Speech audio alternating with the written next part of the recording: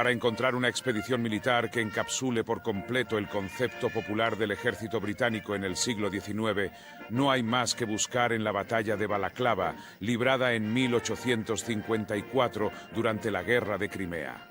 No es difícil imaginar a los jóvenes de la época escuchando con los ojos muy abiertos las grandes historias de galantería del campo de batalla, con el corazón agitado, ansiosos porque llegara el día en que ellos también tuvieran la edad suficiente para ocupar su lugar en el ejército de su majestad y marchar orgullosos hacia la gloria.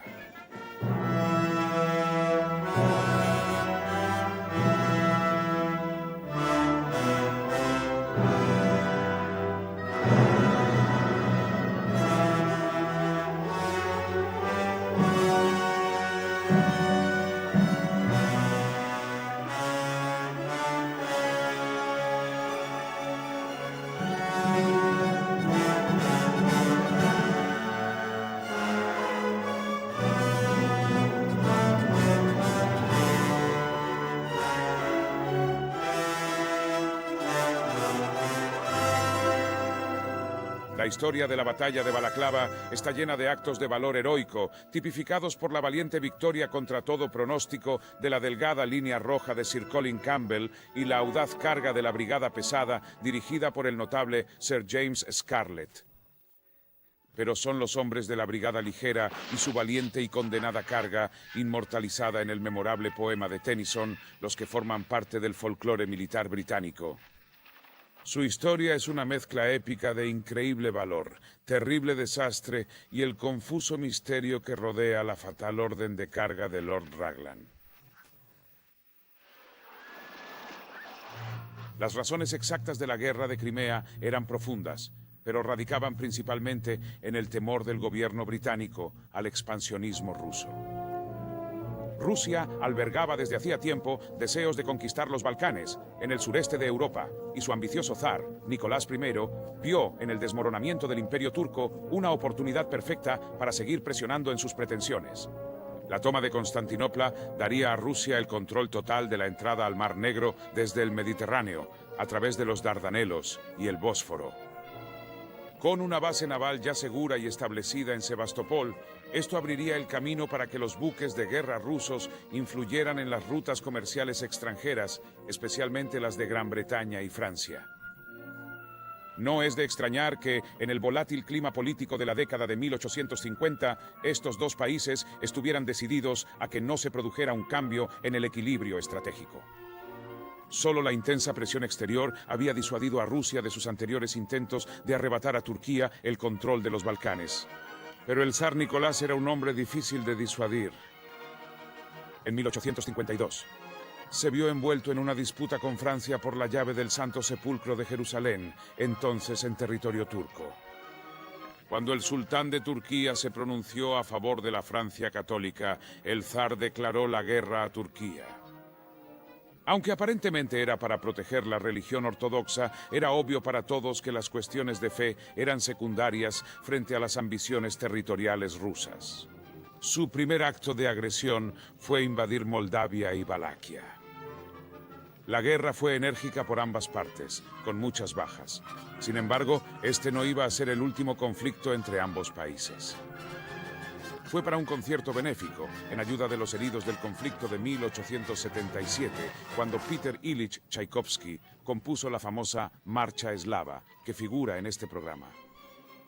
Gran Bretaña estaba naturalmente alarmada, pero reconocía a Rusia como un enemigo decidido y poderoso, por lo que actuó con cautela, limitando su participación a patrullas navales en el Mar Negro.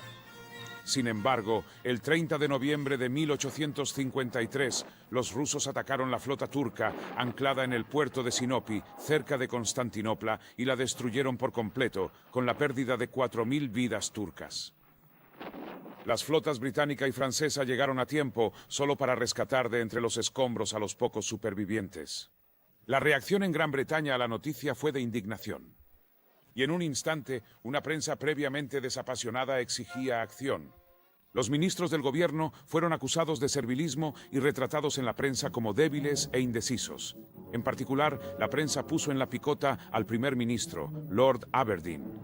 Un periódico en particular lanzó una feroz campaña contra él, en la que se le caracterizaba como un bufón de tartán. El clamor de la prensa hizo su trabajo. De repente, todo el estado de ánimo del público cambió. Había que hacer algo para ayudar a la pobre Turquía, el enfermo de Europa. Incapaz de resistir la enorme ola de sentimiento público, un todavía cauto gobierno británico exigió en un ultimátum a Rusia el 27 de febrero de 1854 que sus tropas se retiraran de Moldavia y Valaquia antes del 30 de abril o los dos países entrarían en guerra. Esta estipulación de paz fue despectivamente ignorada por el zar Nicolás, así que, tras firmar un tratado formal de alianza con Francia, Gran Bretaña se dispuso a formar un ejército para derrotar a los rusos.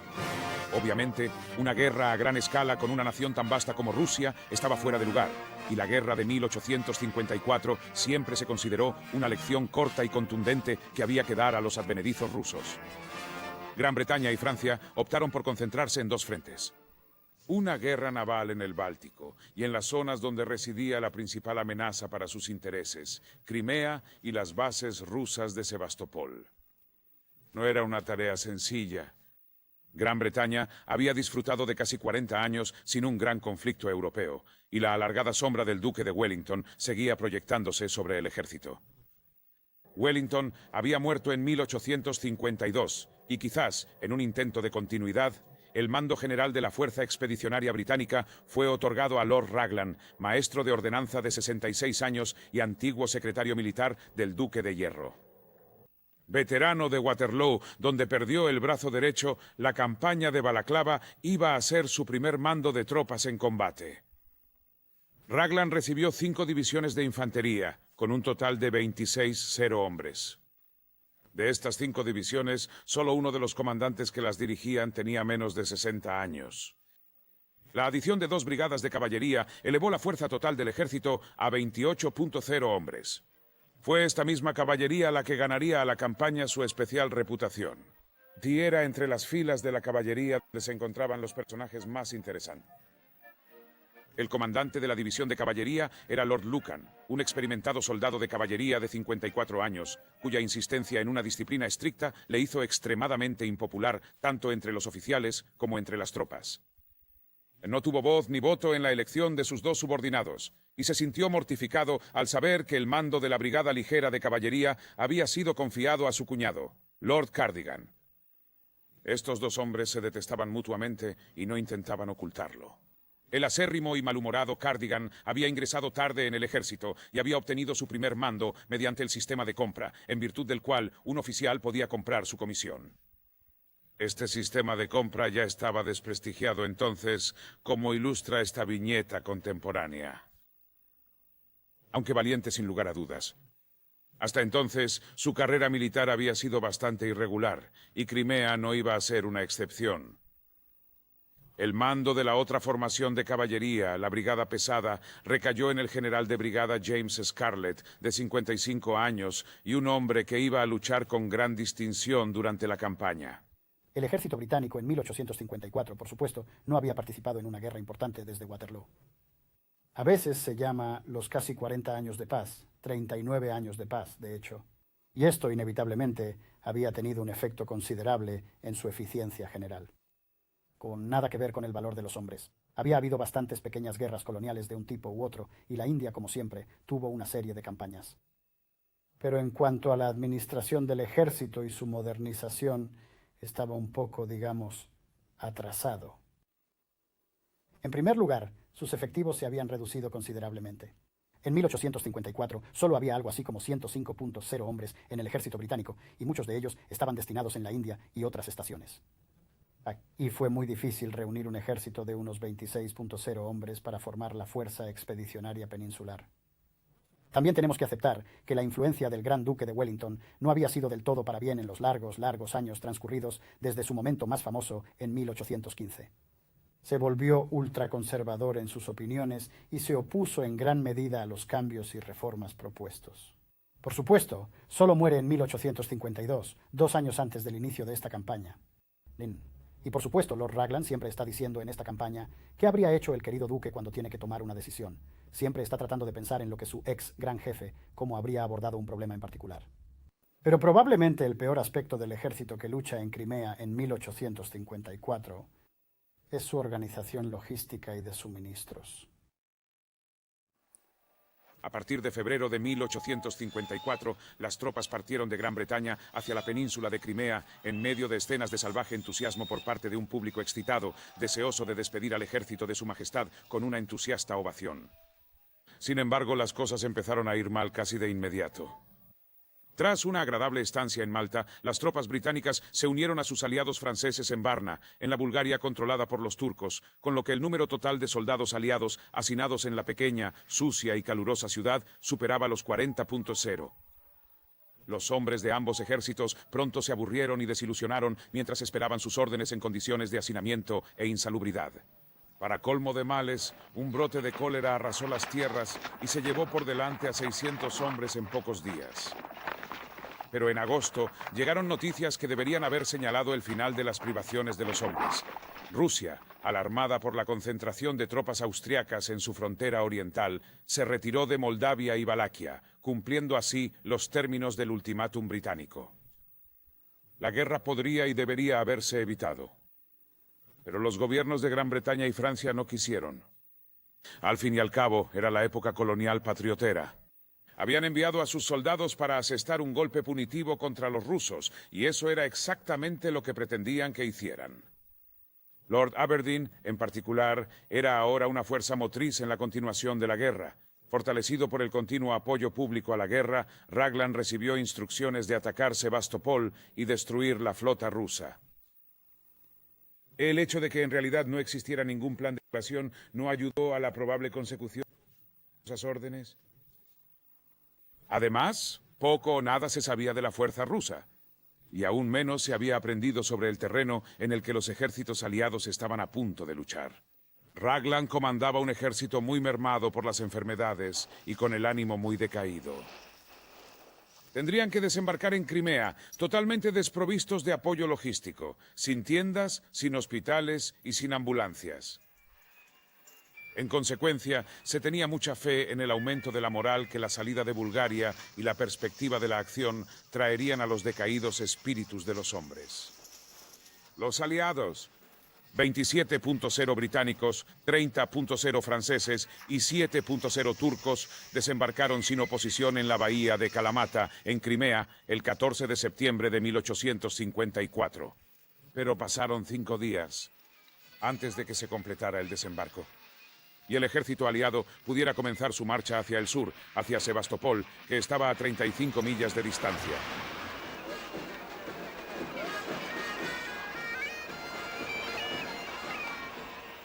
Al día siguiente, el 20 de septiembre, trajo el primer combate importante de la guerra en Crimea. Si Raglan se había sorprendido de que el desembarco en la bahía de Kalamata no hubiera encontrado oposición, pronto vería la razón. A lo largo de la orilla sur del río Alma se extendía la imponente vista del ejército ruso, compuesta por 33 soldados de infantería y 3.400 de caballería, con 28 cañones colocados en reductos. Estaba mandado por Su Alteza el príncipe Alexander Menshikov, que había dado al zar su seguridad personal de que el avance aliado sería frenado, y la línea en Alma se mantendría durante al menos 3 semanas, dejando tiempo para reforzar las defensas en Sebastopol. Por primera vez, los dos grandes ejércitos tuvieron a la vista a su enemigo. La infantería de ambos bandos estaba armada con el nuevo fusil Mini, que había sustituido a los anteriores mosquetes de pedernal que habían servido al ejército británico desde Waterloo. Y aunque seguía siendo de avancarga, era un arma muy superior. Con una precisión de hasta 800 yardas y un impacto de una bala de cada 16, se comparaba muy favorablemente con el impacto de una bala de cada 459, que según los informes había conseguido el antiguo mosquete de pedernal durante la guerra peninsular. Los británicos en particular infligieron grandes pérdidas en posiciones rusas muy cerradas, con una bola a veces representando 2 o 3 hombres. La batalla del Alma comenzó con un ataque francés, comandado por el general Canrobert, que aunque con gran entusiasmo logró poco. Sin embargo, las divisiones ligeras y primera británicas empezaron a progresar de forma constante, con la Coldstream y la Grenadier Guards avanzando en espléndido orden ladera arriba, destrozando las líneas rusas con sus salvas de fuego.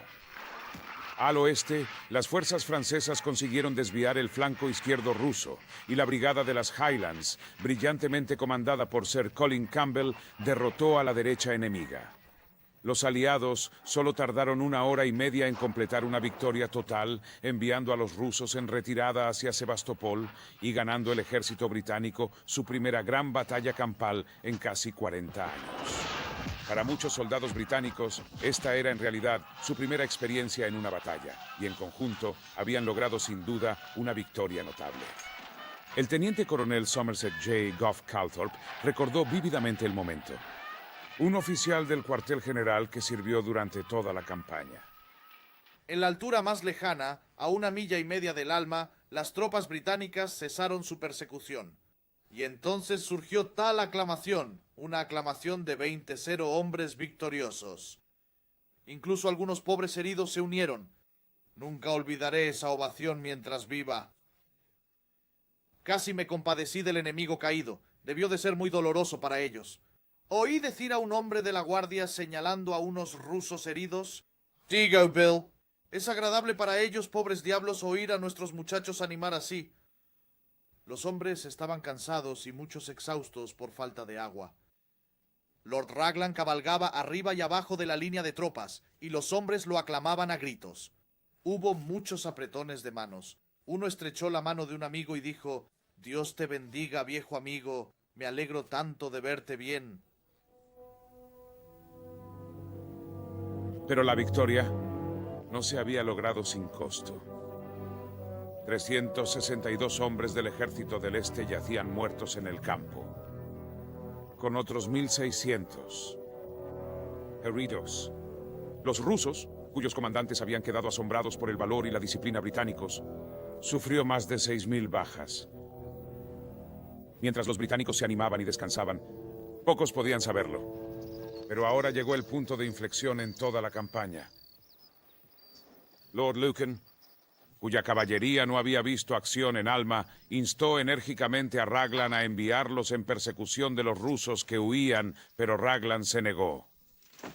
La razón oficial que Lord Raglan dio por el fracaso de la persecución inmediatamente después del éxito en la línea del río Alma fue que sus hombres estaban cansados y que tenía que darles 3 días de descanso para que se pusieran al día y se reorganizaran y estuvieran preparados para avanzar de nuevo. Ponerse al día y reorganizarse y estar preparados para avanzar de nuevo, eso no es del todo cierto.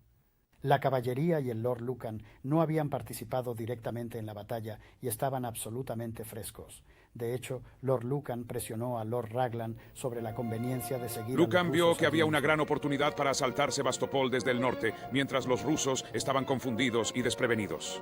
Un golpe rápido y audaz contra un enemigo debilitado que seguramente habría traído la victoria completa. En cambio, con los franceses totalmente de acuerdo, Raglan optó por circunnavegar Sebastopol y atacar desde el sur. Al-Hacerlo despreció una oportunidad de oro y abrió el camino para los agotadores meses de guerra que pronto seguirían. La guarnición rusa de Sebastopol, al mando del almirante Kornilov, aprovechó su buena suerte y se dedicó a reforzar sus defensas, mientras Menshikov retiraba su ejército al interior.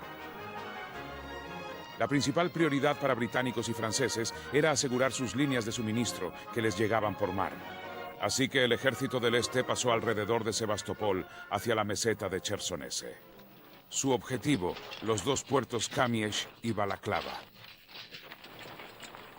Si las tropas iban a ser abastecidas desde Inglaterra y Francia, era esencial que capturaran rápidamente un puerto seguro de aguas profundas.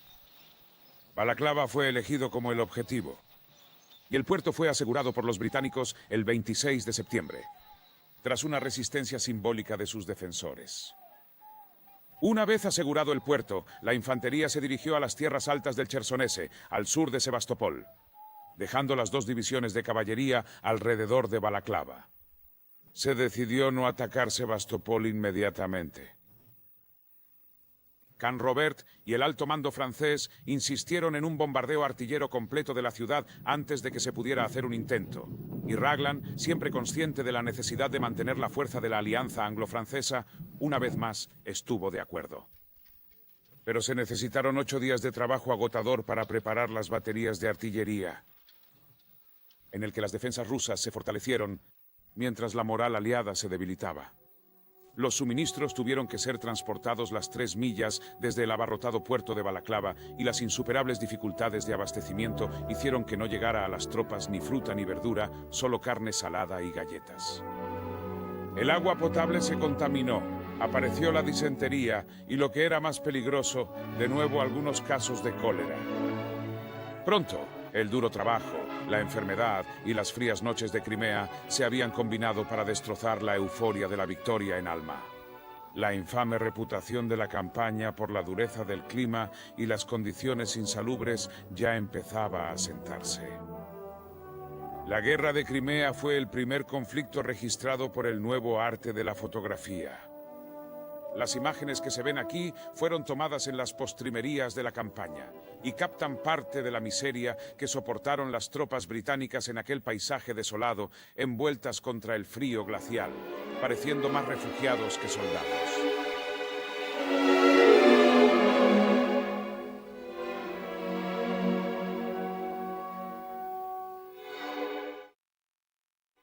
Debo decir que nunca sentí nada que igualara la intensidad del frío. Las noches empeoraban en lugar de mejorar. El viento era tan fuerte que literalmente lo cegaba a uno. Con gran dificultad pude hacer que mi caballo se enfrentara a la tormenta. Uno estaba cubierto de tortas de hielo. Mi barba y mi bigote estaban congelados en una especie de bulto. Sentía los ojos como si me fueran a doler durante días. En conjunto, nunca recuerdo haber sufrido tanto por la severidad del clima. Y lo que era peor, los franceses tuvieron más de 1.200 casos de cólera. Me han dicho que las tropas mueren como ovejas podridas, cayendo literalmente unas sobre otras. Se cree por los soldados franceses que muchos de sus camaradas fueron enterrados antes de estar realmente muertos, aunque sin duda habrían muerto a las pocas horas. Aún así, qué horrible idea que los enfermos y moribundos fueran precipitados a la eternidad de una manera tan horrible. Con las obras de asedio terminadas, la artillería comenzó su bombardeo el 17 de octubre, pero a pesar de una semana de bombardeos que causaron muerte y estragos en Sebastopol, la guarnición no cedió. Como el bombardeo no logró obligar a la guarnición a rendirse, y el frío de la noche, las condiciones de vida en los campamentos aliados empeoraron. La frustración se apoderó inevitablemente de las tropas y la moral cayó en picado. Para agravar los problemas aliados, apareció un nuevo peligro. Los servicios de inteligencia informaron de que las 25-0 tropas rusas de Menshikov se estaban concentrando para preparar un ataque contra Balaklava. Poco convencido, Raglan se mostró escéptico ante los informes y tomó la fatídica decisión de ignorarlos por completo, dando así a los rusos la primera ventaja en la célebre batalla de Balaklava, el 25 de octubre de 1854. El hombre responsable de la defensa del vital puerto de Balaklava era Sir Colin Campbell, un veterano de 62 años extremadamente capaz y experimentado de la guerra peninsular y un comandante de cierta reputación. Para asegurar su defensa, se había construido una línea de 6 reductos a lo largo de las alturas de la calzada al norte del puerto, a unos 800 metros de distancia entre sí y tripulados en su mayoría por tropas turcas. 1.200 infantes de marina reales con 26 cañones se colocaron en el lado oriental del desfiladero de Balaklava, y a la entrada del desfiladero se situaron los Highlanders del 93, la batería Dubilby de la artillería real y un batallón de turcos. La caballería más cercana estaba a media milla al sur, bajo el mando de Lord Lucan. Los rusos habían hecho bien sus deberes. Se dieron cuenta de que los refuerzos de infantería más cercanos disponibles para Campbell estaban en la meseta de Chersonese, quizás a 2 horas de distancia. Menshikov planeó un ataque masivo contra los reductos desde el oeste, enviando un total de 25 batallones y 78 cañones bajo el mando del general Liprandi para tomar la posición. Otras 3 columnas debían atacar desde el este, mientras que más infantería y caballería se mantenían en reserva al norte, en el Valle del Norte y las colinas de Fediukine. Aunque Raglan seguía sin estar convencido de un posible ataque a los reductos, Lucan, al mando de la caballería, estaba mucho más preocupado. Él y Campbell habían establecido una relación de trabajo razonable, que trajo una medida de cooperación bienvenida entre la infantería y la caballería. La preocupación de Lucan llevó a la caballería a hacer turnos diarios al amanecer, y así, cuando los primeros proyectiles rusos alcanzaron el reducto número 1 el 25 de octubre, Al menos estaban preparados para cabalgar en ayuda de la infantería si era necesario. Con la sorpresa de su lado, los rusos invadieron rápidamente los reductos. La caballería aliada de apoyo sufrió un gran número de bajas y a las 7:30 de la mañana la situación ya era desesperada. Los rusos controlaban ahora todos los reductos a lo largo de la calzada. Fue entonces cuando Raglan apareció en escena y tras inspeccionar el campo de batalla desde la escarpa oriental, envió órdenes a las divisiones primera y cuarta de infantería para que marcharan en apoyo de Sir Colin Campbell. También ordenó a Lucan, con su caballería, que se retirara al sur de los últimos reductos, donde podrían estar protegidos por el fuego de artillería de las colinas circundantes. Lucan no recibió con agrado las instrucciones de Raglan. Dejó a los 93 Highlanders con solo 550 hombres situados en una pequeña cresta al norte de Kadikoy, entre los rusos y la entrada del desfiladero de Balaclava. Sir Colin Campbell, consciente del peligro de la situación, consiguió aumentar sus escasas tropas con 40 guardias enfermos o heridos, además de unos cuantos turcos de los reductos y la artillería de la batería W.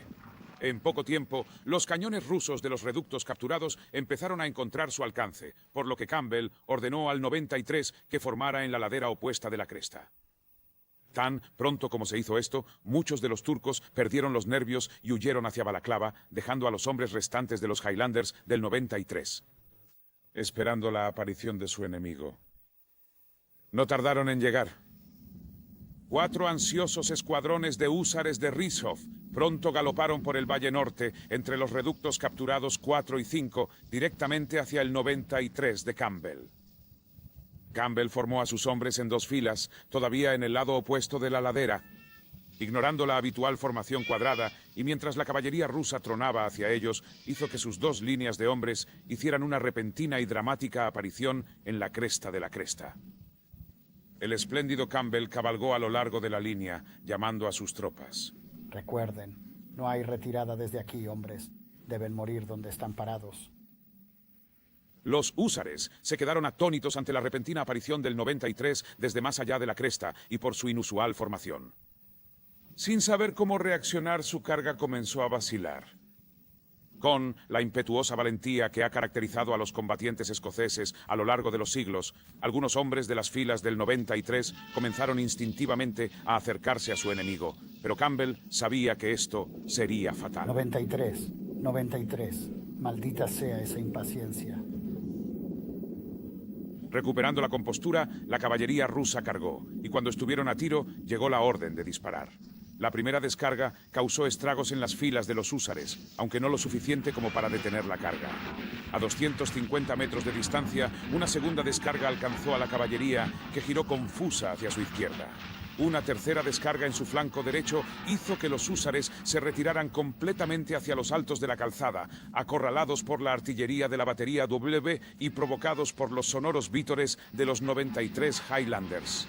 Su heroica resistencia sería conocida para siempre como la delgada línea roja. La disciplina y el valor siempre han sido factores importantes en la historia de la infantería británica en campaña, y eso era tan cierto en la era victoriana como lo había sido en la del Gran Duque de Wellington y las guerras contra Napoleón. En muchos sentidos, estos regimientos tenían la sensación de haber heredado las tradiciones de la península y de la campaña de Waterloo, y eran famosos por su gran disciplina en los tiroteos. Acataban las órdenes de fuego de los oficiales en lugar de disparar en cuanto creían estar a tiro. Ellos fueron trazados, por supuesto, en esta famosa doble línea que ha pasado a la historia como la delgada línea roja. Pero la primera mención real de la misma en esta operación en particular se refiere a la delgada raya roja, que creo que da una idea aún mejor acerca de lo delgados que estaban para cubrir el frente de este ataque de caballería rusa bastante imponente que se acercaba. Lord Raglan observó la soberbia actuación del 93 de Campbell desde su posición sobre el campo de batalla. Esperando que fueran arrollados, había ordenado a Lucan que enviara caballería de apoyo a Campbell. Por lo que Lucan ordenó a Sir James Scarlett separar 8 escuadrones de su brigada pesada y cabalgar hacia Kadikoy. Al hacerlo, allanó el camino para otra de las gloriosas acciones de la mañana: Scarlett era un hombre corpulento y popular que nunca antes había visto una batalla, pero había sido lo bastante prudente como para rodearse del experimentado teniente Elliot, su ayudante, y del coronel Barton, que actuaba como asesor. Scarlett, tal como se le había ordenado, partió desde el pie de la cresta del Sapoune hacia Kadikoy con sus 8 escuadrones, incluidos el primero y el segundo de sus matanzas, el cuarto y el quinto de los Dragoons Guards, los Scots Greys y los Royals. Su avance les llevó al sur del apresurado campamento de la Brigada Ligera, desalojado solo unas horas antes y más allá de un gran viñedo. Fue aquí donde Scarlett vio por primera vez lo que debió ser una visión inesperada. El resto de la caballería de Rieshoff, los 19 escuadrones que habían abandonado el Valle Norte y se dirigían directamente hacia ellos. Scarlett se dio cuenta enseguida de que sería imposible poner a sus 8 escuadrones en formación, pues algunos no habían despejado el campamento o el viñedo, rugiendo la orden. Rueda izquierda en línea.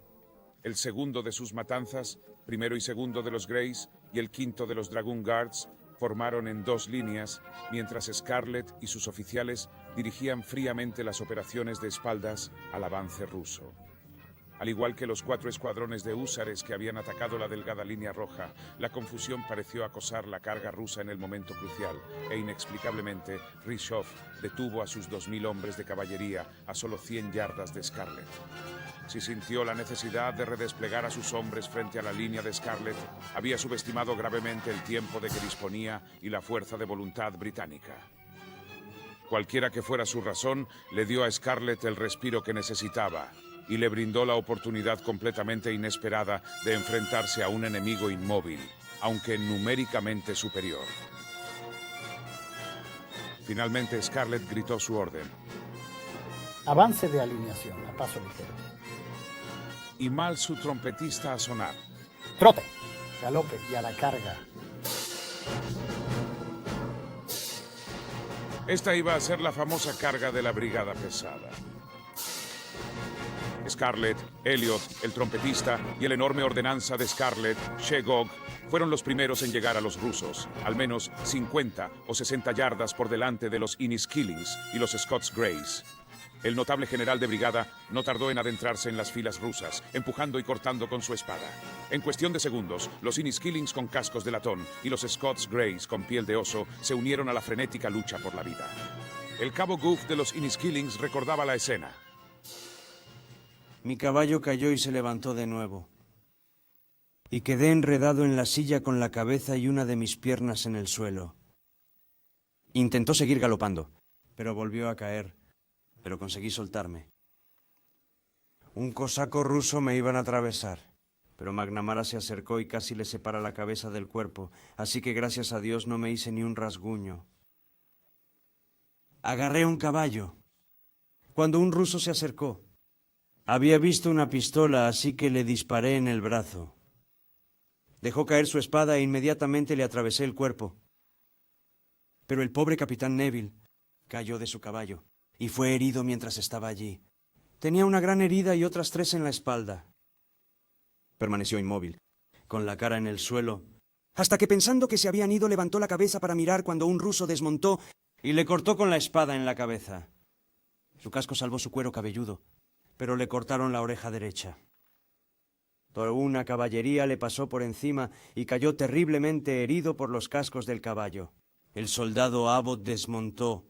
Le levanté del suelo y finalmente le hice ponerse en pie y acabé arrastrándole con la fuerza de mi cuerpo hasta un lugar seguro. El terrible cuerpo a cuerpo continuó, con los pesados británicos apretados y los húsares rusos acuchillándose unos a otros en el cuartel más cercano posible. Increíblemente, solo 10 minutos después de que Scarlett se hubiera estrellado contra las filas rusas, los 5 escuadrones de caballería británica de solo 500 hombres habían ganado la partida a los 2000 rusos y su formación comenzó a desmoronarse.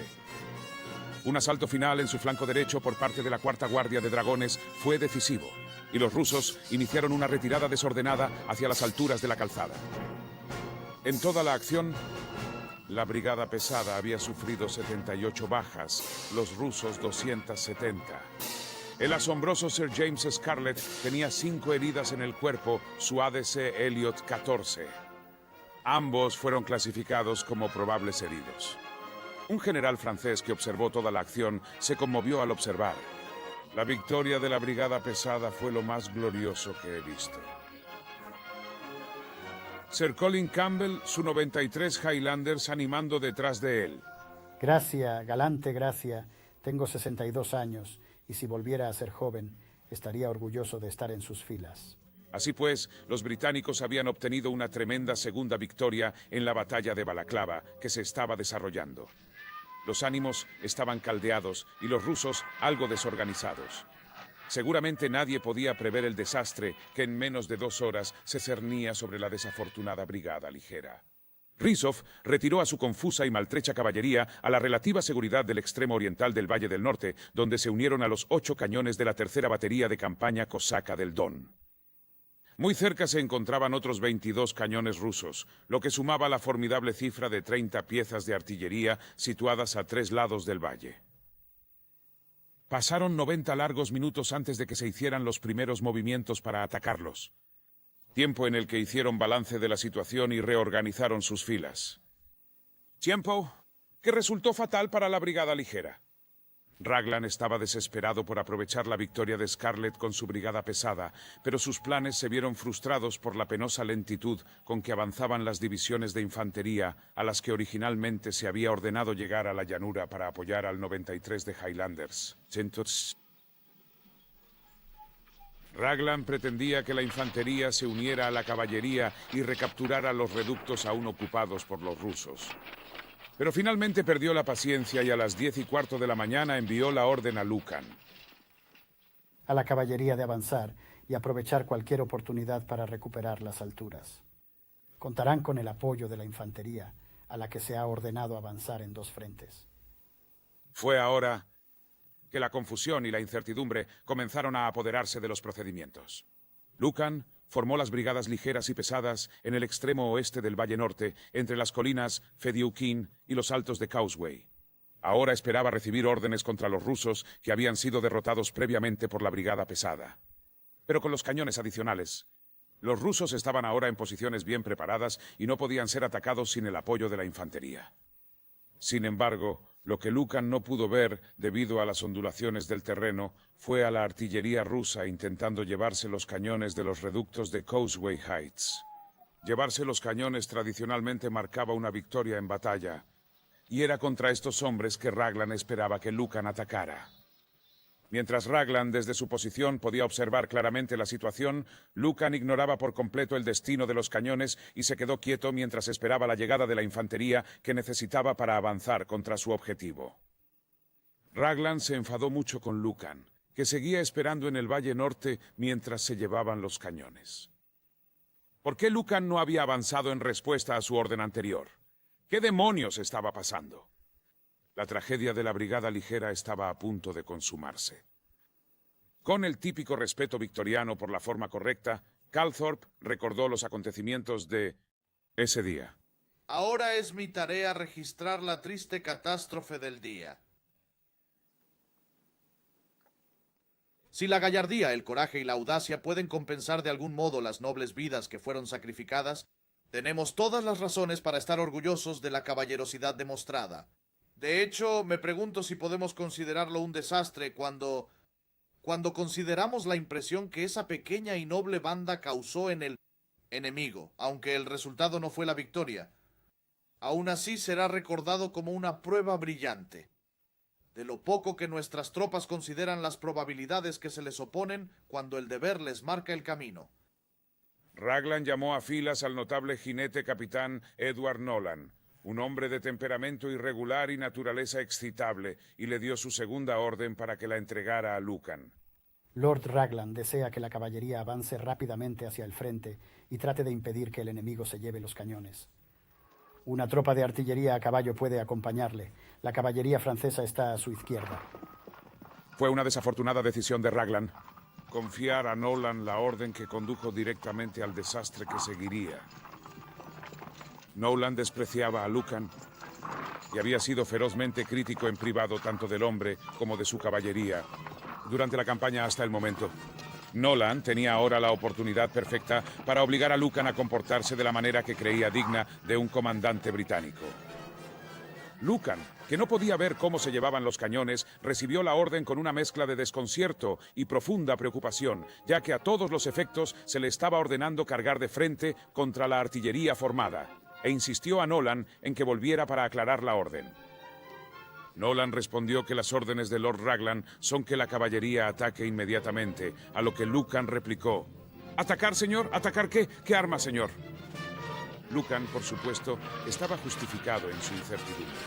No había visto ni podía ver los cañones de los reductos en las alturas de la calzada. Pero ahora, Nolan estaba en un estado de gran excitación y con creciente insubordinación extendió su brazo en dirección a los cañones que esperaban una excelente posición al final del Valle Norte. «El valle equivocado. Allí, mi señor, está su enemigo. Allí están sus cañones». Lucan, posiblemente aturdido por la confusión y las maneras tan desconcertantes de Nolan, tomó la fatal decisión de atacar los cañones al final del Valle Norte. La tercera batería cosaca de Don y no los cañones que se llevaban de los reductos en las alturas de la calzada. Cabalgó hasta su odiado cuñado Lord Cardigan y le informó de su decisión. Cardigan señaló escuetamente que les esperaba una batería de cañones en 3 flancos, a lo que Lucan replicó: «Lo sé, pero Lord Raglan lo tendrá y no tenemos más remedio que obedecer». Trágicamente, el odio entre los dos hombres era tan intenso que les resultó imposible seguir comunicándose. La discusión racional estaba fuera de lugar. Por lo tanto, no hubo ningún intento de rectificar la orden. Cardigan se limitó a dar media vuelta con las palabras. «Aquí va el último de los Brudenells». Y así, tras una severa advertencia de Lucan contra las prisas, Cardigan dio la orden. La brigada avanzará. Las 3 líneas de la brigada ligera comenzaron a descender lentamente por el valle.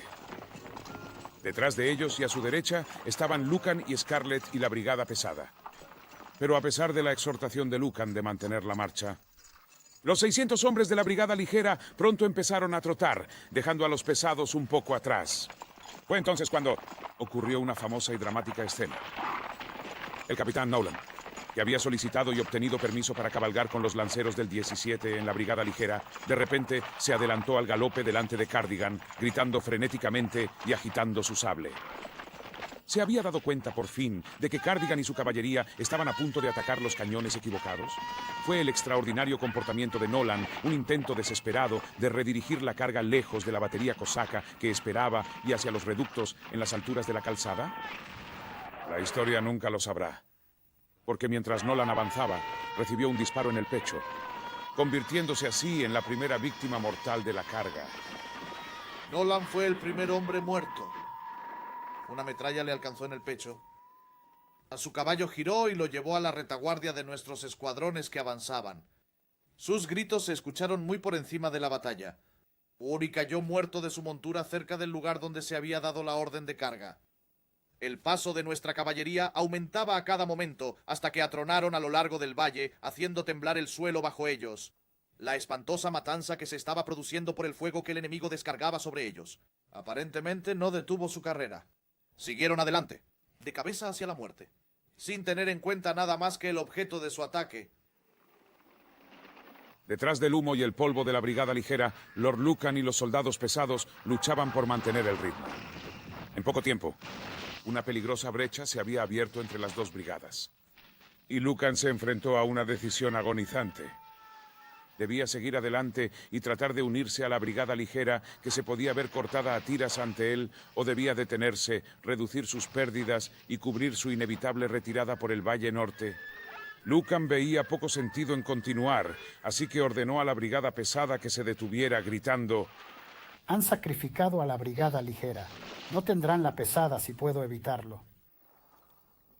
Mientras tanto, la brigada ligera, con Lord Cardigan a la cabeza, con la espada siempre en ristre, seguía mostrando el coraje y la disciplina intrépidos que iban a ser la fama de todo ejército victoriano.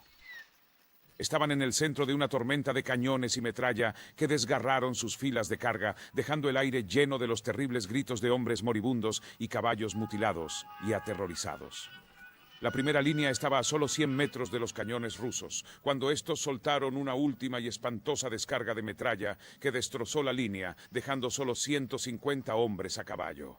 Increíblemente, Lord Cardigan estaba entre ellos y cabalgó casi despectivamente entre los cañones antes de encontrarse cara a cara con la caballería rusa que esperaba detrás de la artillería. Cardigan, alcanzado su objetivo y cumplido su deber, hizo girar su caballo y regresó al valle a galope tendido. Tan pronto como los afortunados sobrevivientes de la Brigada Ligera llegaron a los cañones, se enfrentaron a una nueva batalla desesperada por la vida, ya que los cosacos rusos que esperaban cayeron sobre ellos, gritando salvajemente. Con valentía, la Brigada Ligera se enfrentó a los artilleros. Se produjeron una serie de encarnizados combates cuerpo a cuerpo, en los que se cruzaron espadas y lanzas, se atravesaron hombres y se cortaron cabezas y miembros. Tan pronto como los rusos vieron que todos nuestros escuadrones habían llegado a los cañones, enviaron un gran cuerpo de lanceros para cortar nuestra retirada. El coronel Shellwell ordenó inmediatamente al octavo de húsares girar y cargar, y fue el primero en entrar a los lanceros rusos. No ofrecieron más que una débil resistencia. Entonces el octavo pasó a través de ellos con 4 veces su fuerza, derribando a todos en su camino, mientras el resto se dispersaba a derecha e izquierda. Así quedó libre el camino para que el resto de nuestra caballería se retirara sin oposición, pero no sin ser molestados, ya que el enemigo abrió fuego contra ellos desde ambos lados, cuyo fuego combinado causó terribles estragos en el valiente remanente de la Brigada Ligera. Los escuadrones de los Chasseurs d'Afrique realizaron un brillante ataque a la batería rusa de su frente izquierdo, silenciando varios cañones y retirándose solo bajo el abrumador fuego de la infantería rusa. Fue un acto audaz y uno bien digno de su reputado Elan. Las pérdidas sufridas por nuestra caballería ligera en espléndida, pero desafortunada carga fueron muy grandes. Los restos destrozados de la Brigada Ligera regresaron en grupos maltrechos y sangrantes por el Valle Norte. Lord Cardigan, siempre el militar, buscó a Lucan para quejarse amargamente del comportamiento del capitán Nolan. Luego reunió lo que quedaba de su exhausto comando. ¡Hombres! Es un loco truco del cerebro.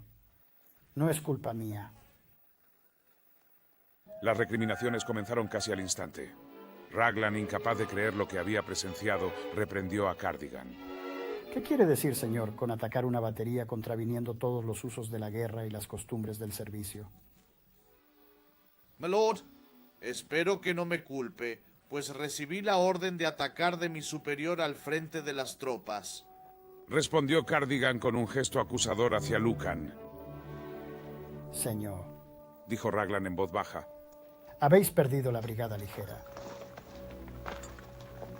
La carga de la Brigada Ligera duró aproximadamente 25 minutos y cubrió una distancia de 1,25 millas. 673 hombres emprendieron aquel condenado viaje hacia los cañones. La mejor brigada de caballería ligera que Gran Bretaña podía reunir y todos desesperados por ver acción. Cuando terminó, la brigada solo podía presumir de 195 hombres en plena forma. 113 yacían muertos en el valle y 247 más fueron gravemente heridos, incapaces de portar armas. 475 caballos habían muerto, con otros 42 heridos. La Brigada Ligera había pagado un precio terrible por su camino a la gloria. Un día que había empezado tan bien para los británicos había terminado en desastre. Los rusos casi habían destruido a la Brigada Ligera y habían capturado los cañones de los reductos. Todavía mantenían parte de las alturas de la calzada. Los británicos se vieron obligados a reflexionar sobre una serie de oportunidades perdidas y malentendidos. En primer lugar, el resultado de la batalla de Balaclava fue que negó a los rusos su objetivo al realizar el ataque, que era, por supuesto, atacar el puerto de Balaclava, destruir nuestras bases y líneas de suministro y, por lo tanto, hacer que nuestra posición en los campos frente a Sebastopol insostenible. Estratégicamente no se puede decir que tuviera un gran efecto en absoluto. La campaña en la península se iba a prolongar hasta el siguiente mes de septiembre, antes de que la propia Sebastopol fuera realmente evacuada por los rusos y la guerra comenzara a avanzar hacia su conclusión. Pero por supuesto la razón por la que entra en tanto folclore es que contiene no menos de 3 episodios principales, con los que el pueblo británico se identificó inmediatamente después de tener noticias de la batalla y que se han convertido en parte de nuestro mito nacional desde entonces. ¿Qué hubiera pasado si Raglan hubiera insistido en su ventaja tras la batalla de Alma? Si se hubiera tomado más en serio los informes sobre el ataque ruso a los reductos de Balaklava, si Cardigan hubiera perseguido a la caballería rusa que huía tras la carga de la brigada pesada. Y quizás, lo más crucial de todo, ¿no se había producido la trágica confusión que envió a la brigada ligera a su infame misión de muerte? Estas preguntas permanecerán para siempre sin respuesta. Pero al menos dejaron un testimonio eterno del coraje y la valentía de un Gallardo 600. Cañón a la derecha de ellos, cañón a la izquierda de ellos, cañones delante de ellos, volaron y tronaron, asaltados con disparos y proyectiles, cabalgaron audazmente y bien a las fauces de la muerte, en la boca del infierno, cabalgaron los 600.